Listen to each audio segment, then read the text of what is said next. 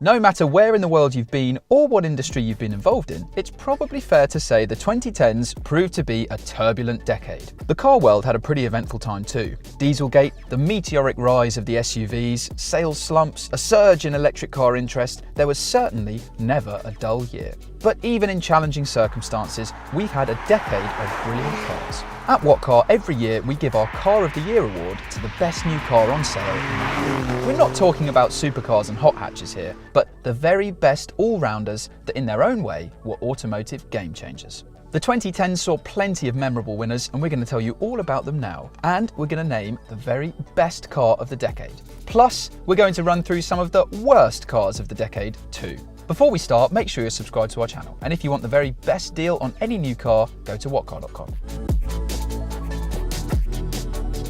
So let's start with our current car of the year from 2019 and then go backwards in time. The Kia e-Niro was the first ever all-electric winner of the What Car of the Year award and truly represented a watershed moment for mainstream EV technology. Not only does it reap the electric car benefits of cheap running costs and a relaxing low-speed driving experience, but it comes in a practical SUV package with a brilliant real-world range. We've had EVs before with big ranges and big price tags, but the e-Niro was the first to deliver a truly livable EV experience for a more mainstream price bracket.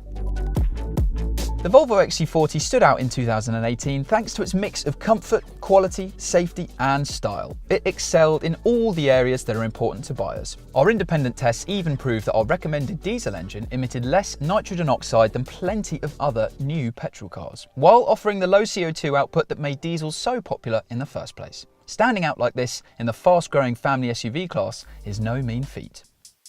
Comfortable, refined and luxurious enough to challenge long-standing luxury cars that cost a lot more, the BMW 5 Series was and is an outstanding car. It's a great all-rounder with an interior that's plush and offers one of the very best infotainment systems around. Few cars are as complete as this. The 520D diesel engine we recommend offers the best balance of performance, price and running costs. And if you're a fan of the latest 5 Series, leave a comment below saying why. The A4 set new standards in the executive saloon market, which was difficult to do with rivals like the BMW 3 Series and Mercedes C-Class close behind. But the A4's interior was better, both in terms of build quality and materials, than any other rival at the time, and its silky V6 diesel engine offered impressive performance without sacrificing fuel economy or CO2 emissions. But whichever version you chose, you'd be getting an outstanding car. The small car class is one of the most competitive around, so when the new Skoda Fabia arrived in 2015 and saw off competition like the Ford Fiesta and Volkswagen Polo, it was a phenomenal achievement. It was a brilliantly well-rounded car and it offered outstanding interior space, a range of refined and punchy engines, all for an excellent price. The original Nissan Qashqai was the car that kick-started the trend for family SUVs, but this second-generation version was the one that really secured its place in history. While the first Qashqai was all about comfort, this version was much more rounded. With a high-quality interior and low running costs, it quickly became a common sight on UK roads and remained our favourite family SUV until the arrival of the Seat Ateca in 2016. But do you agree with what we thought of the Qashqai? Comment below. The A3 Sportback was an entirely new and vastly superior car in every way to its predecessor. And that's all the more impressive considering the previous car was already a pretty good thing. The massive improvements to refinement and interior quality in this version were more than enough to make it a standout winner. And in almost every aspect, it was good enough to worry cars from the class above. Competitive pricing sealed the deal on its Car of the Year win and saw off competition from the then recently released 7th generation Volkswagen Golf. The UP's blend of decent interior quality for the time, refinement, space and maturity wiped the floor with the competition in the city car class. And while this baby Volkswagen felt most at home in town, it could still munch up miles on the motorway if you needed it to. It set new standards for cars built at its price point. Combining desirability with agility, the A1 gave buyers wanting a small hatchback with a premium badge somewhere to put their cash. The A1 had slick styling, impeccable interior quality, plus a peppy 1.4 litre petrol engine to boot. And it was great to drive too. Kickstarting the 2010s, we had a winner which very much set the tone for the rest of the decade, an SUV. Nissan might argue that it started the small SUV trend with the Qashqai, but Peugeot took the idea, refined it and ran with it. The 3008's looks divided opinion for sure, but its interior was universally appealing, with plenty of storage space and loads of room for passengers. Our favourite version had a punchy turbocharged petrol engine too. But if we have to pick one standout winner from these, it has to be the Audi A3. Amazingly, even though it's 7 years old and about to be retired from duty, it is still right at the top of the family car class and goes toe-to-toe with the very best in all areas. The build quality is outstanding. The infotainment system is in some ways better than Audi's modern efforts, and it's great to drive, with a well-controlled ride and really tidy handling. With car makers' resources getting stretched further and further, will we ever see such a well-polished and accomplished all-rounder?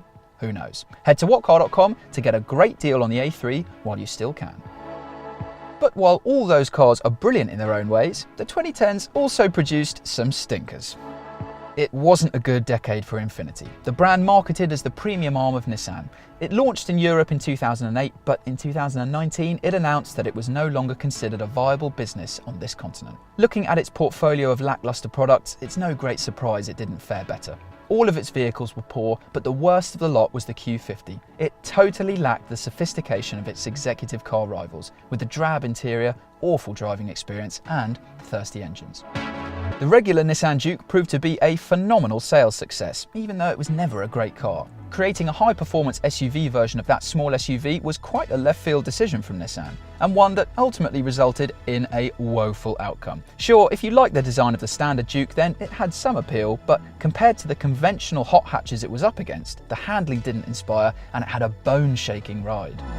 Jeep, of course, has a formidable reputation when it comes to off-roaders, but its on-road reputation often leaves a lot to be desired.